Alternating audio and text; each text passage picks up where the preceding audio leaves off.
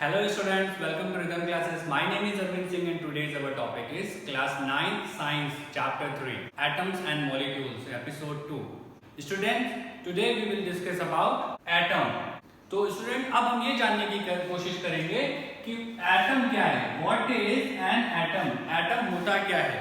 ठीक है, तो देखो एटम को आप ऐसे समझ सकते हो कि जैसे मान लो आप घर बनाते हो अपना, तो आपके घर में हाउस में जो मटेरियल यूज होता है उसमें आपको पता है कि सबसे छोटा मटेरियल अगर हम ढूंढने की कोशिश करें कि आपकी बिल्डिंग कैसे बनी हुई, तो आप देखोगे बिल्डिंग बनी हुई है क्योंकि उसमें दीवारें हैं, उसके ऊपर छत है. फिर आप दीवारों के पीछे जाओगे कि दीवार में क्यों कैसे बनी है, जो वॉल बनी हुई है उसमें क्या मटेरियल यूज हुआ, तो आप देखोगे उसमें एक छोटा साइज ब्रिक्स यूज हुई है.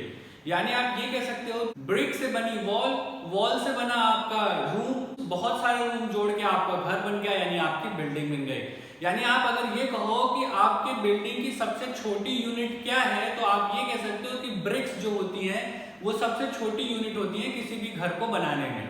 सिमिलरली अगर हम बात करें कि जैसे एंट होती है, तो एंट का जो घर होता है जो कि हम देखते हैं जमीन के अंदर बना होता है, सैंड से वो अपना घर बनाती है, उनके ब्लॉक्स बने होते हैं अपने घर के अंदर, उनकी पूरी कॉलोनी होती है.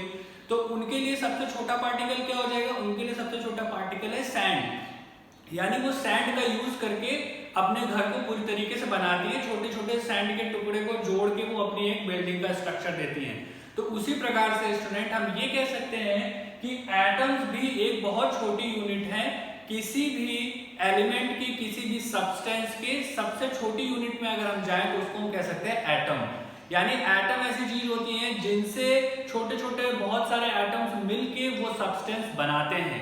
यानी कि वो पूरा सब्सटेंस बना होता है छोटे छोटे एटम्स के साथ. अब एटम्स छोटे छोटे होते हैं जिनसे वो सब्सटेंस बना होता है, कोई एलिमेंट हो या कोई कंपाउंड हो, जो भी हो वो सब एटम्स का बना होता है. ठीक है, अब यहाँ पे हमारे मन में सेकंड क्वेश्चन आता है कि आखिर कितने छोटे होते हैं atoms. How big are the atoms. यानी कि जो एटम होते हैं ये आखिर कितने छोटे होते हैं. जैसे ईंट का साइज हमने देखा कि अभी घर बनाने में ईंट छोटी सी होती है तो उसको हम मेजर कर सकते हैं. तो अगर हम एटम को मेजर करने की कोशिश करें तो आखिर ये कितने छोटे होते हैं किसी एलिमेंट में, तो इस बात का अंदाजा आप यहाँ से लगा सकते हो. मैंने यहाँ पे एक टेबल बनाई हुई है, तो इसमें पहले मैं आपको बताता हूँ साइज होता कितना है. ठीक है, एक कंपैरेटिवली साइज बताता हूँ, फिर आप इस एटम को अच्छे से समझोगे. जैसे अगर मैं आपको बोलूं एप्पल, तो एक एप्पल का साइज क्या होता है, ऑन एन एवरेज एक एप्पल का साइज होता है 10⁻⁻⁻1 मीटर. ये सारी की सारी यूनिट किसमें है, मीटर में. ठीक है, इसके बाद अगर हम आते हैं एंट, यानी हमारे घरों के आसपास जो एंट होती है उनका एवरेज साइज होता है 10⁻³ मीटर. यानी ये एक एंट का साइज है. ठीक है, इसके बाद अगर हम इसको और छोटी यूनिट में जाएं तो ग्रेन ऑफ सैंड, जो हमारे छोटे छोटे सैंड होते हैं उनके ग्रेन्स होते हैं, उनको हम कह सकते हैं 10⁻⁻⁴ मीटर के बराबर वो लगभग होते हैं. अगर हम इससे और नीचे जाएं तो हम ये कह सकते हैं मॉलिक्यूल्स ऑफ हीमोग्लोबिन. हीमोग्लोबिन आपको पता है हमारे ब्लड में पाया जाता है. इसके मॉलिक्यूल्स का जो साइज होता है वो आप कह सकते हो 10⁻⁻⁸ मीटर के बराबर होता है. ठीक है, यानी अब देखो ये बहुत छोटी यूनिट बनती जा रही है. इसके बाद अगर हम और नीचे जाएं तो हम ये कह सकते हैं कि molecule of water, molecule of water क्या होता है, वो 10⁻⁹ मीटर के बराबर होता है. ये बहुत ही छोटी यूनिट हो गई. और इसके बाद अगर हम और नीचे जाएं और छोटी चीज कंसीडर करें तो हम ये कह सकते हैं एटम ऑफ हाइड्रोजन. यानी हाइड्रोजन का जो एटम होता है उसका साइज होता है 10⁻⁻10 मीटर. तो अब आप इससे अंदाजा लगा लो कि ये एटम का साइज कितना छोटा हो गया.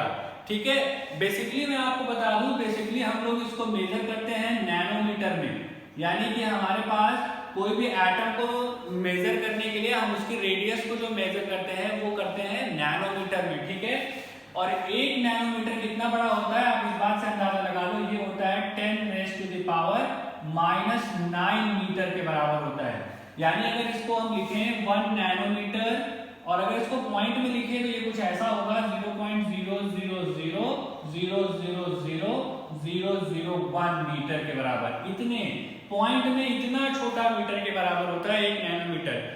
और नैनोमीटर ही वो यूनिट है जिससे हम किसी भी एटम की रेडियस को नापते हैं. यानी कि जब भी कभी हमें एटम की रेडियस नापनी होगी तो हम नैनोमीटर स्केल का यूज करते हैं. ओके, तो अब तो स्टूडेंट आपको अंदाजा हो ही गया होगा कि एटम का साइज क्या होता है, यानी कितने छोटे एटम्स होते हैं. स्टूडेंट, अब एक क्वेश्चन आपके मन में आ रहा होगा कि अगर एटम इतने छोटे होते हैं जो कि हमें दिखाई भी नहीं देते, और अगर इनका साइज इतना छोटा होता तो हम इनके बारे में क्यों पढ़ रहे हैं, इनकी हम केयर क्यों करते हैं, इनकी क्या जरूरत है इतना ज्यादा इनको पढ़ने के बारे में। लेकिन सच तो ये है स्टूडेंट कि जितनी भी इस दुनिया में चीजें हैं, इस वर्ल्ड में जो भी चीजें आप देखते हो, पूरी के पूरे अर्थ में जितनी भी चीजें हैं या जितना भी आप सोच सकते हो, वो सभी की सभी चीजें जो है एटम से बनी हुई हैं। इसलिए हम इसको इग्नोर नहीं कर सकते, इसको हमें पढ़ना ही पड़ता है डिटेल में, क्योंकि हर एक चीज के बेस में क्या है, एटम्स हैं, और यही एटम्स से वो सारी की सारी चीजें बनी हुई हैं। इसलिए ये एटम्स को पढ़ना हमारे लिए बहुत जरूरी हो जाता है। एक अगर आपको रफली आइडिया दे दूं तो आप ये समझ लो कि मिलियंस ऑफ एटम्स को अगर हम एक साथ ज्वाइंट करके रखें तो फिर वो एक पेपर शीट जितनी मोटाई की शीट बना लेते हैं। यानी आप ये कह सकते हो कि अगर हम मिलियंस ऑफ एटम्स को जोड़ दें तो उनका साइज जो है वो एक पेपर शीट की थिकनेस के बराबर हो जाता है। तो अब आप इससे अंदाजा लगा सकते हो कि एटम्स का रियल में साइज कितना छोटा होता है। स्टूडेंट्स, अब हमारी नेक्स्ट हेडिंग आती है सिंबल्स ऑफ एटम्स। तो देखो हुआ क्या है कि अभी तक हमने देखा एटम्स क्या होते हैं, उसको हमने डिस्कवर कर लिया, उसके साइज को हमने जान लिया। अब हमें पता है कि अलग अलग एलिमेंट्स के लिए अलग अलग एटम्स होते हैं, तो अलग अलग एटम्स का जो अलग अलग नाम भी होना चाहिए। मान लो हाइड्रोजन का एटम है तो उसका अलग सिंबल होना चाहिए, मान लो ऑक्सीजन का एटम है तो उसका अलग सिंबल होना चाहिए। नहीं तो अगर हम सारे सिंबल एक जैसे लिखेंगे तो सारे मिक्स हो जाएंगे। तो इसलिए इनको अलग अलग रखने के लिए इनके एटम्स को सिंबल दिए गए, और इसका काम सबसे पहले किया साइंटिस्ट थे जिनका नाम था डाल्टन, जिनको हमने अभी लास्ट क्लास में भी पढ़ा था। तो डाल्टन ऐसे साइंटिस्ट हैं जिन्होंने पहली बार सिंबल्स का यूज किया एलिमेंट्स के एटम को रिप्रेजेंट करने के लिए। ठीक है, तो अगर कभी शॉर्ट में क्वेश्चन आता है तो आप याद रखना पहली बार डाल्टन ने यूज किया।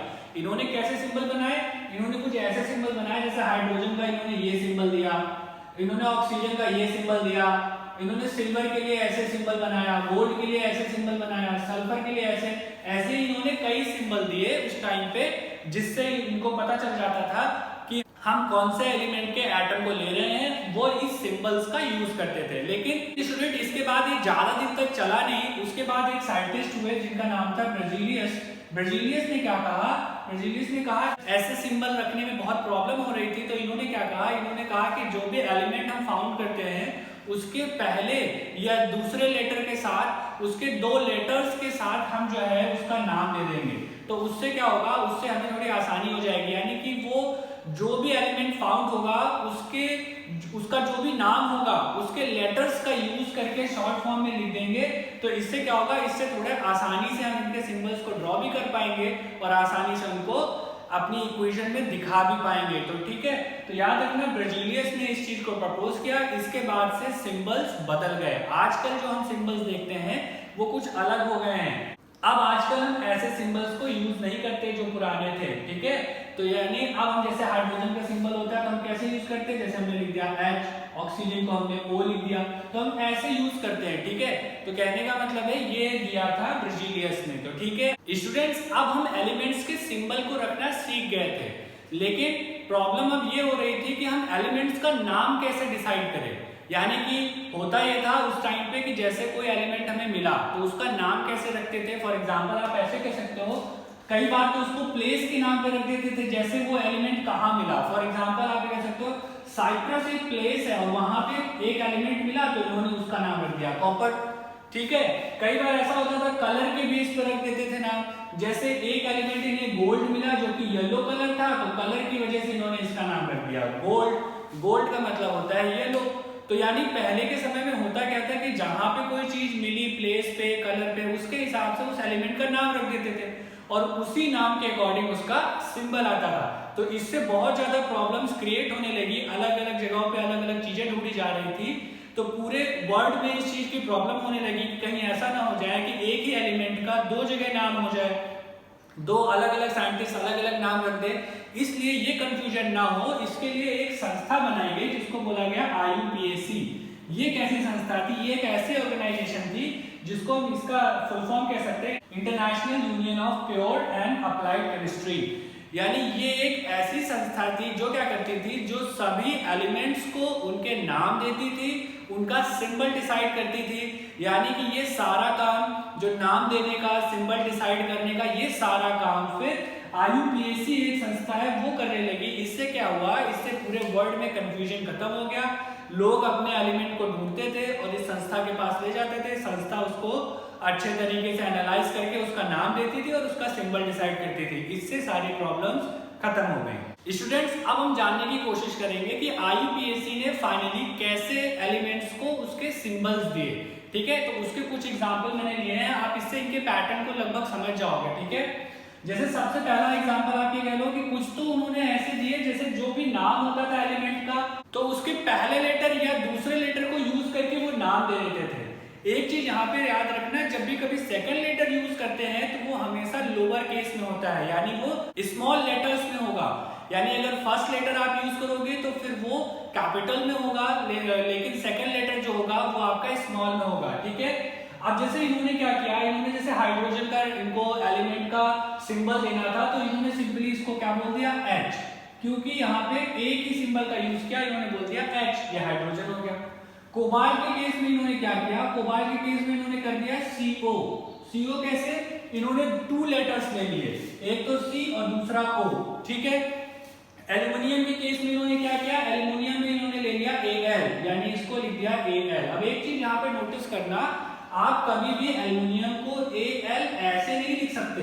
ठीक है, ये दोनों ही अगर आप कैपिटल लेटर में लिखोगे तो गलत हो जाएगा। याद रखना, एक कैपिटल लेटर में रहता है और सेकंड वाला लेटर जो होगा वो स्मॉल लेटर में होगा, तो ये इसका लिखने का सही तरीका है। ठीक है, तो इन्होंने कुछ तो ऐसे लिए, यानी कभी कभी एक लेटर लिया, कभी कभी 2 लेटर्स के लेके ऐसे तो कुछ के नाम दिए। ठीक है, और भी है इसके एग्जाम्पल मैंने, लेकिन मैं आपको सिर्फ पैटर्न सिखा रहा हूँ। ठीक है, इसके बाद इन्होंने कुछ सेकंड मेथड जो यूज किया वो कुछ ऐसा लिया, जैसे क्लोरीन नाम था, क्लोरीन को इन्होंने दे दिया नेम Cl।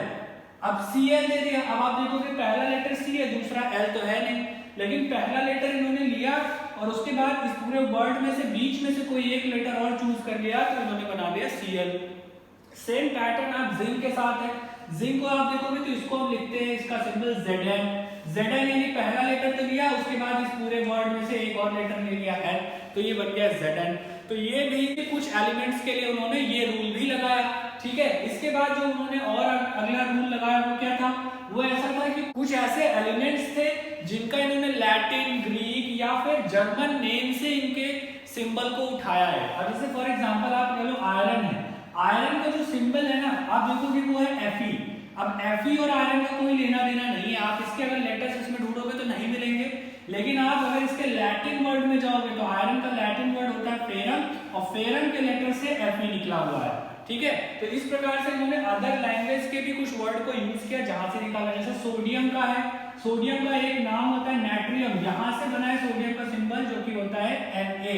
ठीक है, सोडियम को Na लिखते हैं। पोटेशियम का एक नाम होता है कैरियम, पोटेशियम का जो सिंबल है उसको हम लिखते हैं K। यानी कि आप देखो इस तरीके से उन्होंने कुछ अलग अलग मेथड का यूज करके सभी एलिमेंट्स को उनके सिंबल असाइन कर दिए, और इस तरीके से असाइन किए कि कहीं भी 2 सिंबल आपस में कॉन्ट्राडिक्ट ना करें, कहीं ऐसा ना हो कि 2 एक जैसे सिंबल आ गए हैं। तो इसलिए उन्होंने अलग अलग चीजों का यूज करके अलग अलग सिंबल सभी एलिमेंट को असाइन कर दिए। ओके, तो स्टूडेंट इसके बाद हम ये कह सकते हैं कि हमने एलिमेंट जान लिया, उसके सिंबल को जान लिया। अब हमारे पास जो सबसे बड़ी चीज आती है, जो कि हमने लास्ट क्लास में भी देखा था, मास। अब एटॉमिक मास क्या होता है इसके बारे में हम जानेंगे। स्टार्टिंग में हम इसको एटॉमिक मास कहते थे, फिर हमने यहाँ से एक चीज निकाला एटॉमिक मास यूनिट। यूनिट क्यों? क्योंकि हमें पता है किसी भी चीज को नापने के लिए हमें यूनिट की जरूरत पड़ती है। सपोज हम बाजार गए सामान लेने, तो हम वहाँ पे केजी में सामान लाते हैं, या अलग अलग जगहों पे अलग अलग जगह पे हम जब जाते हैं तो किसी भी चीज को अगर हम नापने की कोशिश करते हैं तो उसके लिए हमें यूनिट की जरूरत होती है। तो वहां से निकल के आया एटॉमिक मास यूनिट, यानी इसे अगर शॉर्ट में कहा गया AMU, यहाँ से A आया और मास से M और यूनिट से U आया, तो यानी हम ये कह सकते हैं कि हमारा लास्ट में बना AMU। तो यानी जो भी इसकी यूनिट होगी किसी भी एटम की, तो उसको हम बोलेंगे AMU में। ठीक है, लेकिन बाद में हालांकि इसको चेंज करके अब कर दिया गया है ओनली U। ठीक है, अब हम ओनली U से इसको रिप्रेजेंट कर देते हैं कि उसका एटॉमिक मास कितना है। ठीक है, तो आप देखो एटॉमिक मास आया कैसे, इसको हम कैसे समझेंगे। इसको आप देखो, छोटी सी स्टोरी है। जैसे अगर हम कभी कार्बन और ऑक्सीजन को मिलाएं, यानी कार्बन मोनोऑक्साइड बनाएं, तो इसमें होता क्या है, इसमें आप देखोगे इसको मिलाने पर practically 3 gram of carbon 4 gram of oxygen के साथ मिक्स होके कार्बन मोनोऑक्साइड बनाते हैं। यहां से हमारे पास एक यूनिट निकल के आती है कि कार्बन की 1 ग्राम जो कि बराबर होगा 1.33 ग्राम ऑक्सीजन के। तो यहां से हम उसकी यूनिट में रख सकते हैं। तो सबसे पहले स्टूडेंट क्या हुआ, पहले हम इसको ऑक्सीजन की यूनिट में रखते थे, यानी ऑक्सीजन के यूनिट से बाकी सारे को मेजर करते थे। लेकिन बाद में क्या हुआ, ये प्रॉब्लम आने लगी कि जो पॉइंट वाले नंबर्स हैं ये ना आए और सारे रिजल्ट हमारे एज अ होल नंबर प्राप्त हो।